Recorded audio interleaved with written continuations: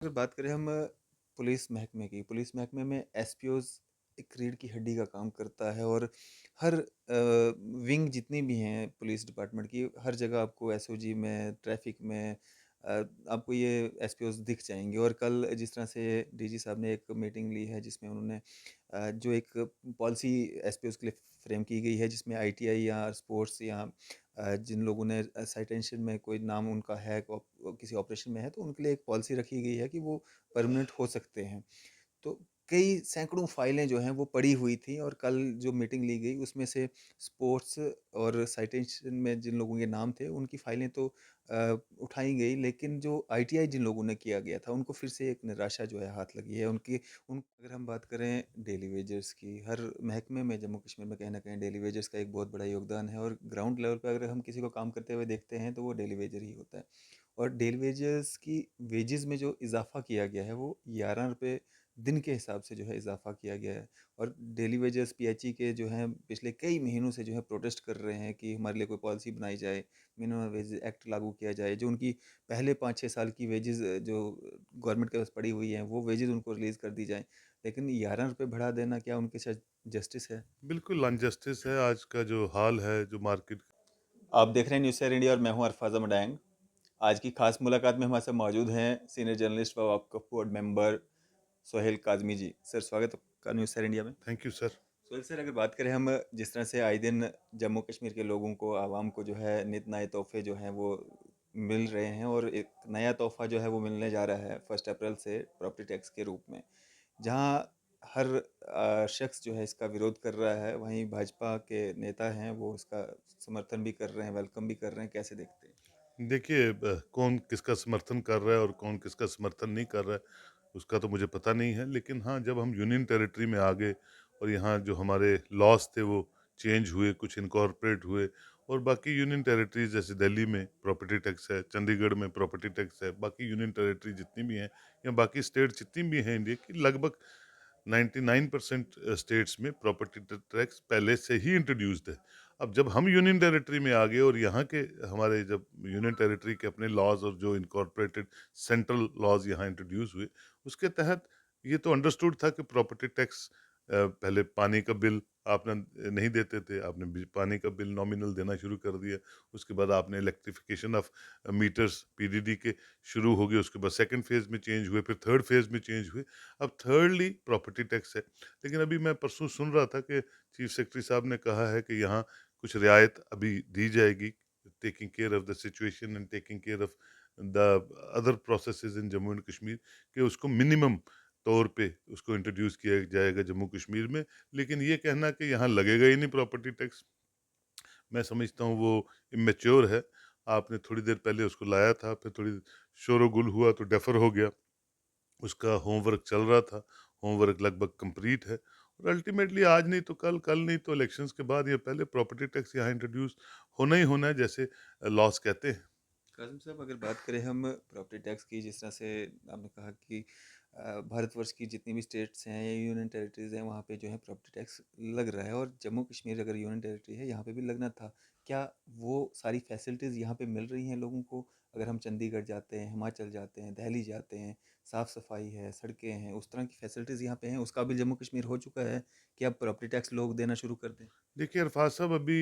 जिस तरह का 2-3 साल से माहौल है, we are heading towards elections. Elections कब होती हैं? मैं तो यही कहूँगा कि अभी इंट्रोड्यूस नहीं करना चाहिए था जब तक यहाँ एक पॉपुलर सरकार ना आ जाती और जो इम्पोर्टेंट इश्यूज हैं उनको पहले गवर्नमेंट एड्रेस करती है, उसके बाद जब भी लगाना है साल 2 साल बाद जो चीज़ें हैं वो तो होंगी, लेकिन चलो इस वक्त फ़िलहाल उसको डिले कर देते जब तक लोगों को रिस्पाइट मिलता है। लेकिन अगर इन्होंने सोचा है या लगाना है तो उसको, जिस तरह से मैंने पहले ही कहा कि चीफ सेक्रेटरी साहब ने कहा है, उसको किस मिनिमम स्क्वायर फीट के हिसाब से तय करेंगे, किन लोगों को छोड़ना है। उन्होंने कहा कि गरीब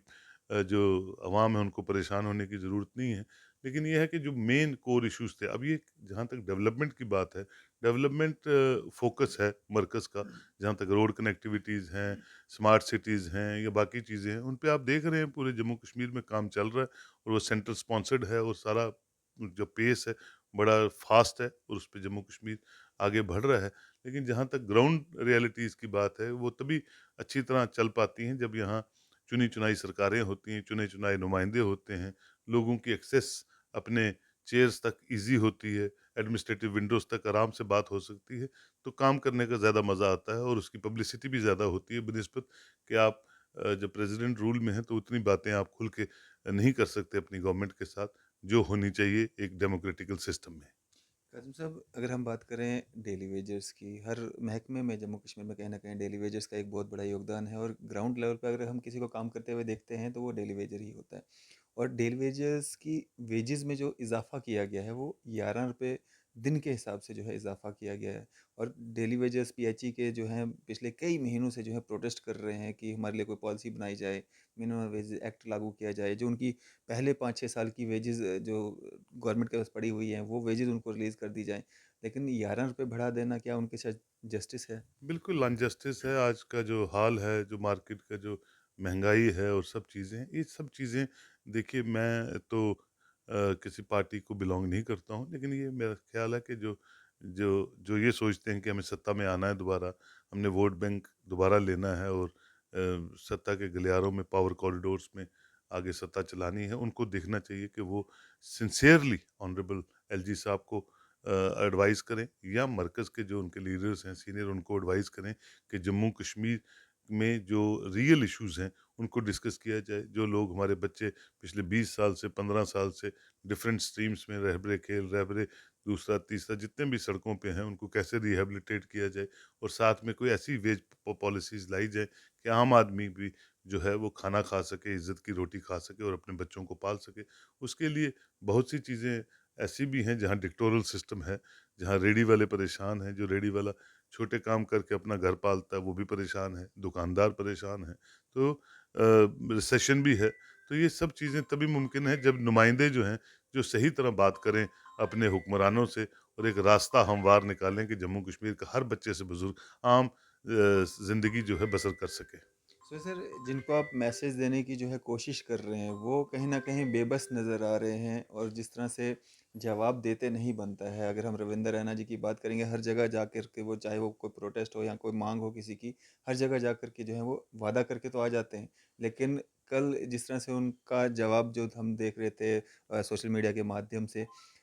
हमने कोई प्रॉपर्टी टैक्स नहीं लगाया, हमने कोई वादा नहीं किया, बीजेपी ने कोई लिख के नहीं दिया। बिल्कुल, रविंद्र रैना जी भी क्रॉस चौक में खड़े हो जाते हैं, तो उनसे आप सवाल पूछते हैं, तो नेचुरली स्वाभाविक है, वो भी क्या जवाब देंगे? क्योंकि ये सेंट्रल से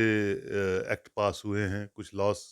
सेंट्रल इनकॉर्पोरेटेड हैं और प्रॉपर्टी टैक्स एक तरफ एडमिनिस्ट्रेशन कह रही है, जो इस वक़्त एलजी ऑफिस है कि ये लगना ही लगना है। तो इसमें रविंद्र रैना जी क्या उसमें जवाब दे सकते हैं, क्योंकि चुनी-चुनाई सरकार तो है नहीं। हाँ, वो अपनी बात रख सकते हैं और वो उन्होंने कहा है कि हम ऑनरेबल एलजी साहब को अप्राइज़ करेंगे और मुझे लगता है वो सिर्फ़ अभी अप्रेज़ल तक ही है कि वो अप्राइज़ कर सकते हैं कि ये प्रॉब्लम्स हैं और जिस तरह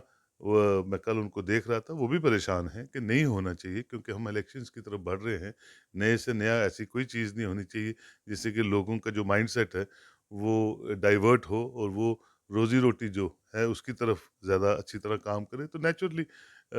एज़ ए पार्टी प्रेज़िडेंट वो भी परेशान हैं और कोई रास्ता ढूँढ रहे हैं कि किस तरह से लोगों को के बीच में जाया जाए और लोगों के बीच में एंटी इंक्रोचमेंट ड्राइव से लोग उनसे ही बात करते थे, बीजेपी के हुक्मरानों से बात करते थे। नेचुरली उनको काउंटर करना थोड़ा मुश्किल हो जाता है, लेकिन मुझे लगता है कि आने वाले दिनों में कोई ना कोई रास्ता ये दोबारा इस पे भी निकालेंगे, जिस तरह पहले निकाला है, तो कुछ ना कुछ समाधान इसका होगा। सर, अगर बात करें हम पुलिस महकमे की, पुलिस महकमे में एसपीओज़ एक रीढ़ की हड्डी का काम करता है, और हर विंग जितनी भी हैं पुलिस डिपार्टमेंट की, हर जगह आपको एसओजी में, ट्रैफिक में आपको ये एसपीओज़ दिख जाएंगे। और कल जिस तरह से डीजी साहब ने एक मीटिंग ली है जिसमें उन्होंने जो एक पॉलिसी एसपीओज़ के लिए फ्रेम की गई है, जिसमें आईटीआई या स्पोर्ट्स या जिन लोगों ने साइटेंशन में कोई नाम उनका है, किसी ऑपरेशन में है, तो उनके लिए एक पॉलिसी रखी गई है कि वो परमानेंट हो सकते हैं। तो कई सैकड़ों फाइलें जो हैं वो पड़ी हुई थी, और कल जो मीटिंग ली गई उसमें से स्पोर्ट्स और साइटेशन में जिन लोगों के नाम थे उनकी फाइलें तो उठाई गई, लेकिन जो आईटीआई जिन लोगों ने किया गया था उनको फिर से एक निराशा जो है हाथ लगी है, उनकी तरफ देखा नहीं जा रहा है। तो पहले तो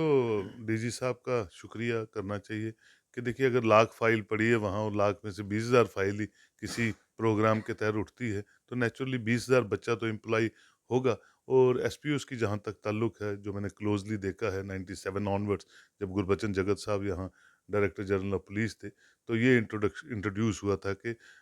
मिलिटेंसी को कॉम्बैट करने के लिए एसपीओज़ का होना बहुत ज़रूरी है, वीडीसीज़ का होना बहुत ज़रूरी है, और वो उस वक़्त बॉर्डर रिक्रूटमेंट उन्हीं उन्हीं के टाइम पे